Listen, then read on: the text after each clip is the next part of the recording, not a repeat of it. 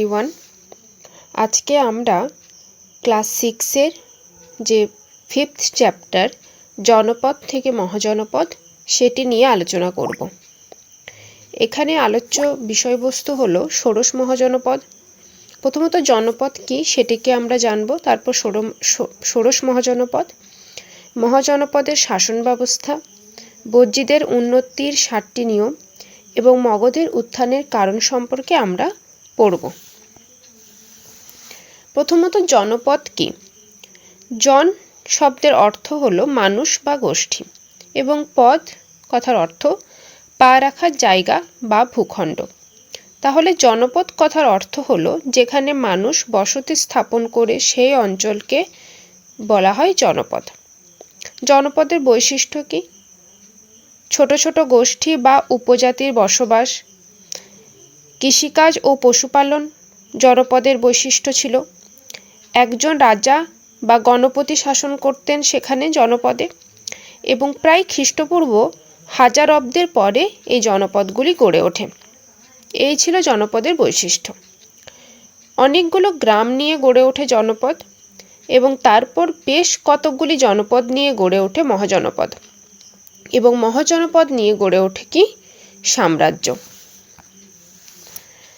ষোড়শ মহাজনপদ, এখানে ষোড়শ মহাজনপদের একটি মানচিত্র দেওয়া আছে, এবং ষোড়শ মহাজনপদ দেখা যায় খ্রিস্টপূর্ব 6ষ্ঠ শতকে। ষোড়শ মহাজনপদ কি না, সেখানে 16টি মহাজনপদ গড়ে ওঠে। মূলত এই মহাজনপদ গড়ে ওঠে উত্তর পশ্চিমে ভারতে। কি কি ছিল এই 16টি মহাজনপদ? অঙ্গ, মগধ, কাশী, কৌশল, বজ্জী, মল্ল, চেদি, বৎস, কুরু, পাঞ্চাল, মৎস্য, সুরসেন, অশ্মক, অবন্তী, গান্ধার এবং কম্বোজ। আমি এটি বলবো যে এই 16টি মহাজনপদ পড়ার সঙ্গে সঙ্গে অবশ্যই এই মহাজনপদগুলির যে রাজধানী ছিল, এক একটি মহাজনপদের আবার 2টি করে রাজধানী ছিল, তো সেটিকে অবশ্যই মনে রাখার। এই মহাজনপদের শাসন ব্যবস্থা সম্পর্কে যদি আমরা দেখি তাহলে দেখব যে 2 ধরনের শাসন ব্যবস্থা দেখা যায়, একটি রাজতন্ত্র এবং একটি গণতন্ত্র। আমরা এই যে 16টি মহাজনপদ পড়লাম তার মধ্যে 14টি মহাজনপদের ছিল রাজতন্ত্র এবং মাত্র 2টিতে ছিল গণতন্ত্র বা প্রজাতন্ত্র। রাজতন্ত্রকে আমরা ইংরেজিতে মোনার্কি বলে থাকি। রাজতন্ত্র কি না, এখানে একজন রাজাই সর্বেসর্বা থাকবেন। উত্তরাধিকার সূত্রে রাজত্ব করবে তারাই, মানে রাজা, রাজার ছেলে, তার ছেলে, এরকমভাবে শাসন কার্য বজায় থাকবে। মন্ত্রী পরিষদের সাহায্যে শাসন করা হবে। সেনাবাহিনী এবং কর ব্যবস্থা থাকবে, যেমন মগধে ছিল, কৌশলে ছিল, কাশীতে ছিল, মানে 14টি মহাজনপদের ছিল রাজতন্ত্র। এরপর আসি গণতন্ত্রে। জনপ্রতিনিধিরা শাসন পরিচালনা করতেন, সভা বা পরিষদের সিদ্ধান্ত নিত, মানে মানুষজনের দ্বারা নির্বাচিত নেতা এবং বা একাধিক নেতা, যে কোনো একটি নেতা নয়, একাধিক নেতা, এবং একটি পরিষদ থাকবে এবং এই পরিষদের দ্বারাই শাসন কার্য চালানো হবে। এটি হচ্ছে গণতন্ত্র। বজ্জী এবং মল্ল এছাড়া শাক্য বলে একটি ক্ল্যান বা গোষ্ঠী, সেইখানে আমরা গণতন্ত্র দেখতে পাই। পরবর্তীকালে এই শাক্যর ব্যাপারে আমরা কিন্তু পড়ব। বিশিষ্ট কোনো ব্যক্তিত্ব এই শাক্য থেকে বিলং করতেন। এরপর আমরা দেখি বজ্জী সংঘের পরিচয়। যদি দেখা যায় যে মহাজনপদ, এই 16টি মহাজনপদের মধ্যে 4টি মহাজনপদ ধীরে ধীরে উন্নতি ঘটে তাদের। তার মধ্যে ছিল অবন্তী, মগধ, কৌশল এবং বৎস। এখন আমরা দেখব যে বজ্জী সংঘ পরিচয় কি ছিল। বজ্জী ছিল প্রাচীন ভারতের একটি শক্তিশালী গণরাজ্য। আগেই বললাম যে এখানে কোনো মোনার্কি বা রাজা শাসন করতেন না, বজ্জীতে ছিল কি? গণতন্ত্র। বজ্জের রাজধানী ছিল বৈশালী। এখানে একটি সভা বা গণপরিষদ দেশ শাসন করত। বুদ্ধদেব ও মহাবীর উভয়ের সঙ্গে কিন্তু এই বজ্জীর সম্পর্ক ছিল। এই বজ্জীতে কিন্তু আমরা দেখেছি যে বুদ্ধদেব এবং মহাবীরের সঙ্গে এটি রিলেটেড। বুদ্ধদেবের দৃষ্টিতে বজ্জী কেমন ছিল আমরা সেটা দেখব। গৌতম বুদ্ধ বলছেন কি, গৌতম বুদ্ধদেব বজ্জীতে সাফল্যের কারণ জিজ্ঞাসা করলে তার শিষ্য আনন্দ 60টি নিয়মের কথা বলেন। কি কি নিয়ম ছিল সেটি, যে বজ্জিতে কেন উন্নতি ঘটেছিল বা উন্নত কেন হয়েছিল তারা? নিয়মিত সভার আয়োজন, নিয়মিত সভা বসত। ঐক্যমতের সিদ্ধান্ত, সবাই মিলে সিদ্ধান্ত নিত, যে কোনো একজনের সিদ্ধান্ত প্রায়োরিটি এখানে পেত না। বয়োজ্যেষ্ঠদের সম্মান, যারা বজ্জির যে সভা সমিতি ছিল সেই সভা সমিতিদের বয়োজ্যেষ্ঠদের যথেষ্ট মতে সম্মান দেওয়া হতো। নারীদের সুরক্ষা দেওয়া হতো। চৈত্য ও দেবতার পুজো, দেবতাদের পুজো করা হতো। আইন মেনে চলা হতো এবং অরহন্তদের সেবা।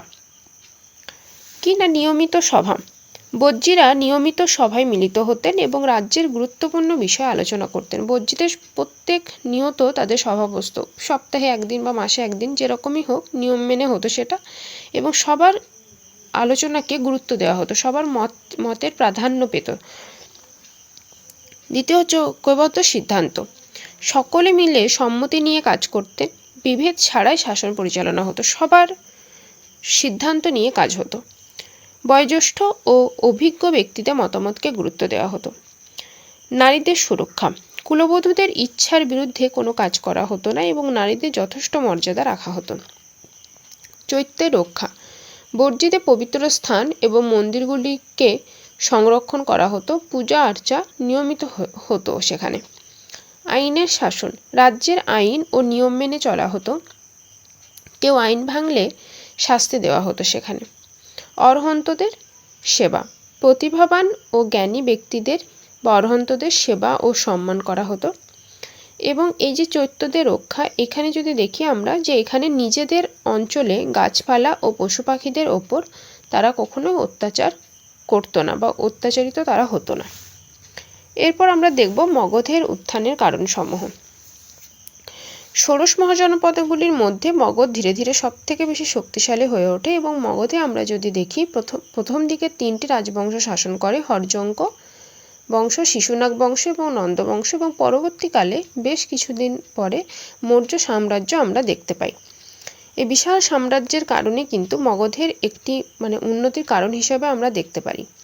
এখানে বিম্বিসার, অজাতশত্রু ও চন্দ্রগুপ্তের মতো মহান রাজাদের নেতৃত্বে মগধ শেষ পর্যন্ত বিশাল সাম্রাজ্যে পরিণত হয়। মগধের উত্থানের কি কি কারণ ছিল না, প্রথমত হচ্ছে ভৌগোলিক সুবিধা। মগধ গঙ্গা ও সোন নদীর সঙ্গমস্থলে অবস্থিত ছিল। এছাড়া হিমালয়ের পাদদেশ ও বিন্ধ্য পর্বতের কারণে শত্রুদের আক্রমণ থেকে রক্ষা পেত। বলা হয় যে মগধের যে রাজধানী ছিল রাজগৃহ, সেটি নাকি 7টি প্রাচীর দিয়ে ঘেরা ছিল, যেখানে বহিঃশত্রু আক্রমণ থেকে সে রাজগৃহ রক্ষা পেত। এরপর যদি আমরা দেখি লৌহর খনি, মগধে ছিল কি না লোহার খনি মগধের কাছে। এই লোহা দিয়ে উন্নত অস্ত্রশস্ত্র ও কৃষি সরঞ্জাম তৈরি হতো। যখন লোহার সরঞ্জাম বাড়বে, কৃষিকাজেরও উন্নতি হবে, সেনাবাহিনীতে কাজে লাগাতে পারবে সেই সরঞ্জাম। এটি সেনাবাহিনীকে অপ্রতিরোধ্য করে তুলেছিল। কৃষি সমৃদ্ধি,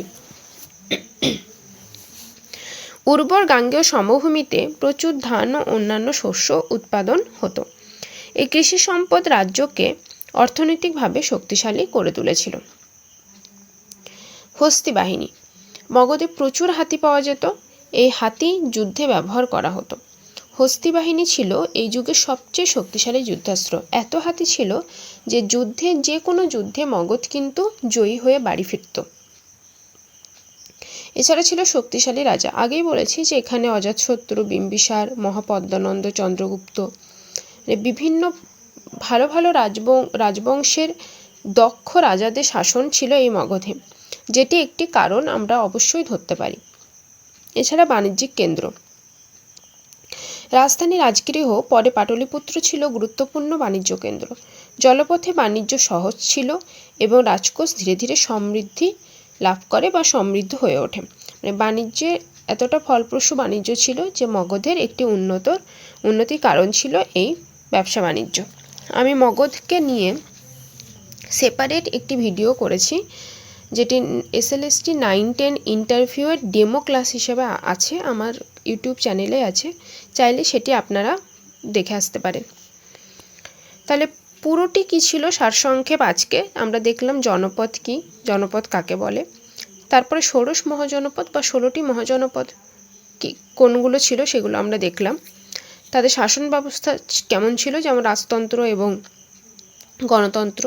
এছাড়া বজ্জীদের 7টি নিয়ম সম্পর্কে আমরা পড়লাম। আমরা দেখলাম যে বজ্জীদের যে 7টি নিয়ম, সেই 7টি নিয়ম ছিল কিন্তু আধুনিক গণতন্ত্রের প্রাচীন ভিত্তি। তাহলে এই ছিল আজকে আমাদের আলোচ্য বিষয়বস্তু, জনপদ এবং মহাজনপদ, এছাড়া মগধ এবং বজ্জীদের 7টি নিয়ম।